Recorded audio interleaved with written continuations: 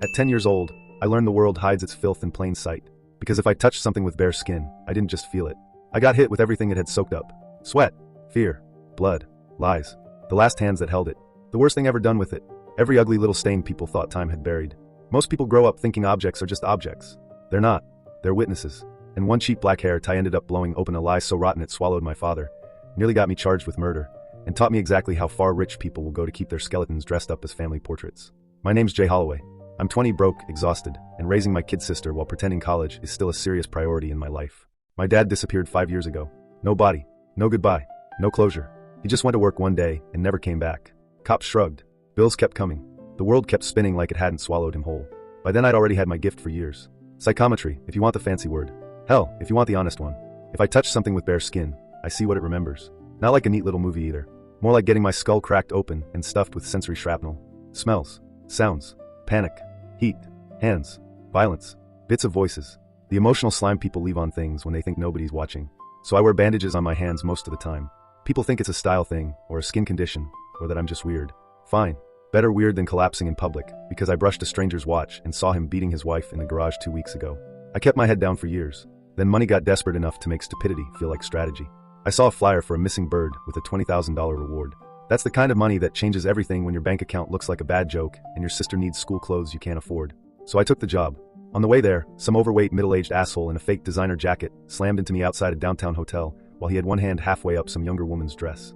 Then he had the nerve to start bitching like I'd done something wrong. His sleeve hit my wrist. Instant download. Fake Louis Vuitton.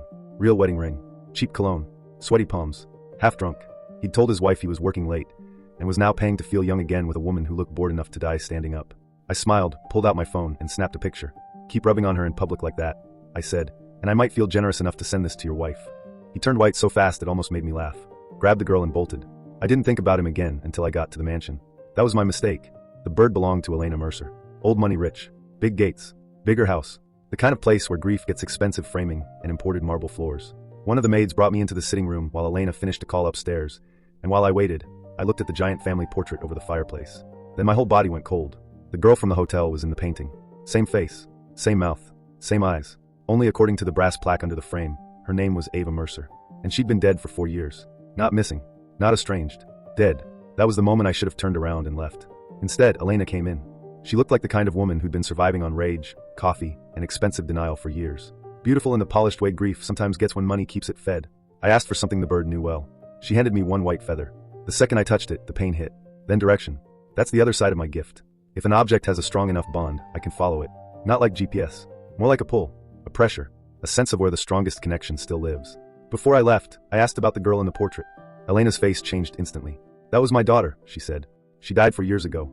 I nodded like a sane person and got the hell out, because my brain was already screaming from the feather and from the fact I'd just seen her supposedly dead daughter with some cheating sack of shit outside a hotel. The pull led me to an old concert hall on the edge of town. That building looked wrong the second I saw it. Not abandoned in the normal way. Abandoned in the something bad settled here and got comfortable way. Dust everywhere. Dead silence. Windows like blind eyes. I followed the pressure upstairs until I heard violin music drifting through one of the old rehearsal rooms. Beautiful music too. Controlled. Sad enough to make your chest feel tight. I pushed the door open. Nobody. Just a chair. A violin. Wind moving through open balcony doors. Then a small white bird fluttered down onto the stand, like it had been waiting for me all day. I caught it easily enough. But wrapped around one of its claws was a black velvet hair tie. The second I touched that thing, my knees almost gave out. Ava. Alive. Crying in that same room. Door locked from the outside. Some man's voice telling her to stay quiet if she wanted her mother to live. Then another memory slammed into me so hard I nearly blacked out. My father. My actual father. Older. Tired. Wearing work gloves. Slipping food through the door and whispering that he'd get her out. That he just needed time. Then blood. A struggle. A hard impact. And nothing. I staggered out of that building with the bird in one hand and the hair tie in the other, feeling like I'd just grabbed an exposed wire. That was the moment the job stopped being about a missing bird. That was the moment it became about my father. Elena almost cried when I brought the bird back. When I handed her the hair tie, she went pale enough to look dead herself. I asked if Ava used to play violin. She whispered yes. Then I told her I thought her daughter had been in that concert hall. That was when the whole thing cracked. Elena snapped hard, told me she watched Ava's body get cremated with her own eyes, that grief wasn't some sick game, that if I wanted the reward I could take it and leave before she had security drag me out. I didn't argue. I took the money. Then I gave her my number and told her if she ever got tired of living inside somebody else's lie, she could call me. That night, I noticed the security guard outside my dorm had changed. New guy. Low cap. Too alert. Spinning old military dog tags in one hand like the habit was burned into him. The second I saw the tags, something in my stomach tightened. I should have turned around right there. Instead, I went inside and tried to sleep. Next morning, I stopped for boba near campus because when my power hits too hard, sugar and caffeine are the difference between functioning and vomiting in public. That was where I ran into Leo. Pretty boy frat prince. Loud mouth. Rich parents. The kind of guy who thinks the world should spread itself open because he smiled first. He tried to cut in line. I told him no. He got loud. I got louder. He tried to threaten me. I told him to go fuck himself. Beautiful little slice of human interaction. Next day, Leo was dead. Fell from a construction deck near campus. And because apparently God was still in a bad mood, I became a person of interest. The cops brought me in, and honestly, I get it. I had fresh cash from the Berg reward. No clean alibi. A public argument with the dead guy. Bandaged hands. A face that already looks guilty when I haven't slept. So I told them what I could. Yes, the money was real. Call Elena Mercer. Yes, I argued with Leo because he was an entitled prick. No, I didn't kill him. One detective leaned back and asked, then who did? That was when I saw the evidence tray.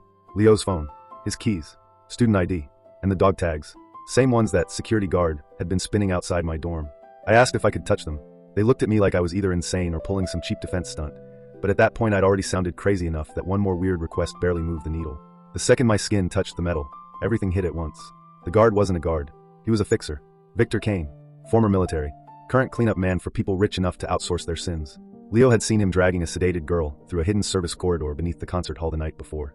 Leo followed because he thought he'd found something juicy he could profit off of. Kane caught him, slammed his neck against a support rail, then dumped him off the construction deck to make it look accidental. Same man from the hair tie vision. Same man who had bled on my father. Same man planted near my dorm because I brought back the bird and started sniffing too close to the truth. I came out of that vision shaking so hard one detective thought I was about to pass out. Instead, I gave them the concert hall access point, the sub-basement corridor entrance, and the hidden utility door beneath the stage. And I told them if they waited much longer, somebody else was going to disappear. The raid blew the whole rotten thing open. Under the concert hall stage, the police found hidden rooms, restraints, medical supplies, forged paperwork, burner phones, and Ava Mercer alive. Alive. Drugged, weak, terrified, but alive. Elena got called to the scene and broke in half the second she saw her daughter breathing. The truth came apart fast after that. Richard Mercer, Elena's husband, had staged Ava's death after she found financial records tying him to a blackmail network and dirty charity laundering. Ava threatened to expose him. So Richard built a fake funeral around a burned body from another case, bribed the right officials, and had his own daughter hidden away until he decided whether she was more useful alive or dead. My father found out because he was working maintenance at the concert hall and caught Kane moving Ava between rooms. He tried to help her. Kane killed him for it. That was why my father never came home. That was the answer I'd been rotting over for 5 years. Leo had just been the newest idiot to wander into the same graveyard of secrets. Once Ava was safe, the rest of it came down hard. Elena turned state's evidence, so fast it almost made my head spin. Detectives hit Richard's office, his accounts, his shell charities, all of it. Kane tried to run and got cornered in a motel parking lot 2 counties over. Richard got dragged out in handcuffs looking like a man who still thought money should have fixed this. Ava gave her statement from a hospital bed. I gave mine with a migraine, a bottle of water, and enough anger in my system to burn a hole through concrete. A week later, Elena doubled the reward money and tried to thank me like words could patch over something this ugly. Then she handed me a sealed box. Inside was my father's watch. I touched it that night.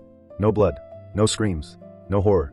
Just my dad working on some busted panel, muttering about bills, laughing under his breath, and telling a co-worker that if anything ever happened to him, Jay would keep his sister safe because he's too stubborn to quit. That one broke me worse than the murder visions ever did. So yeah, I cried. Then I wrapped my hands back up the next morning and kept moving. Because that's the ugly truth about finally getting answers. It doesn't always feel good. Sometimes it just feels quieter than the lie did. Leo's killer went down. Ava got her life back. Richard lost everything. My father stopped being a ghost story with no ending. And me? I got enough money to keep my sister fed, keep us both in school, and stop pretending the world was ever going to save us if I didn't drag the truth out by its throat myself. Moral: people love saying the truth will set you free. Bullshit. Most of the time it drags you barefoot through broken glass first. But at least once it's done, you finally know whose blood you've been standing in. Thanks for listening on Hidden Thread Teller.